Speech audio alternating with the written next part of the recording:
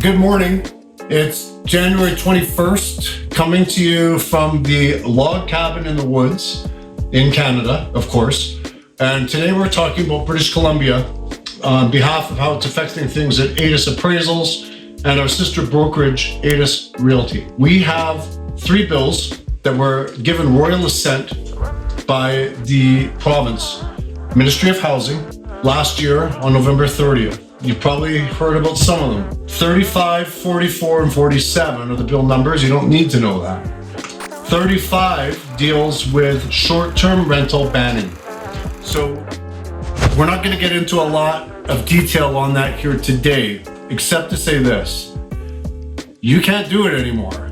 If you are buying condos, collecting them and Airbnb those for short-term rentals, even if your condo board allows it, that's not going to be allowed anymore. Not only is it going to be illegal, but they're going to fine you. So the landscape is changing. The province has taken a role to crack down on short-term rentals. Of course, there's exemptions, namely hotel, resort, that kind of thing. But for the most part, this is happening and it will be enforced this year, 2024. I'll say this, at first really bothered me on a personal level to restrict people's rights like that. But I do understand that there's mega corporations now who are basically making a business of this. And I believe it might have gotten to the point where they're buying up so much inventory and controlling it that it really is affecting housing. So although I don't like it when personal property rights are affected, in this case, I can see why that this is passing. It is going to have an implication on the market. But I want to go on to 44 and 47. These are the bills I want to talk about today. There's a lot happening, so likely this will be one of several videos, but 44 and 47 deal with SMMUH, which is small scale multi-unit housing. So just think anything but condo towers, high-rise towers. The province is saying that they want more of this. So they passed a law. Like I said, it received royal assent November 30th.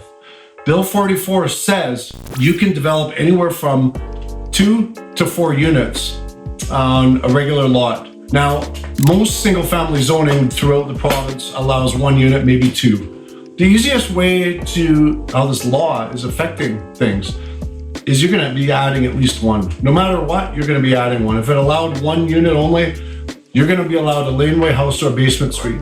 If you're allowed 2, you're going to be at 3 or maybe even 4. Bill 47 says if you are along a transit corridor, then it's 6. Minimum 6. So basically, we are headed for some densification. The province is forecasting about 300,000 new homes in the next few years as a result of this. How does it affect you? Well, if you're a property owner and you're looking to redevelop, you're going to be able to redevelop more units. I think it's important to say this. They can't necessarily be strata. I didn't know this until today, but the BC Building Code does not allow for a strata typically to be up and down. There's going to be some exceptions, but what I'm saying is a basement suite can't be a strata unit. Of course, a laneway house can be, or a side-by-side duplex can be. So whether or not these are going to be strata developments or not, and it'll be a mix, although they foresee most will be strata, you're going to have more development opportunity for property owners. Your property value could be going up in value over the next few months. That's probably a given. So I want to make this plug now. If you're interested to see how this is affecting your property value, give us a call. We already have multiple inquiries. On the ADIS appraisal side, we've got property owners throughout Surrey, Langley, emailing me nonstop. What about if I do this many units? What about this lot? We were going to split it, but now we're going to build this. So many different scenarios to look into, and they're right. Their property value is going to be changing. On the real estate side, we've already looked at the Thompson-Nicola Regional District, a large 400-acre parcel, how this is going to affect the densification of that development, and some work in West Vancouver. It's important to note that the changes will not fully come into effect by until the end of June 2024 because the city planners have to wrestle with all this. They're being told you cannot deny this many units being proposed.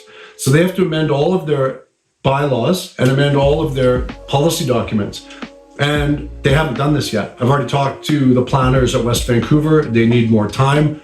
They said reach out to us in May, but we're not really going to know until July 1st exactly what the cities are going to allow. And if they try to put their foot down, they're actually going to be overruled by the province.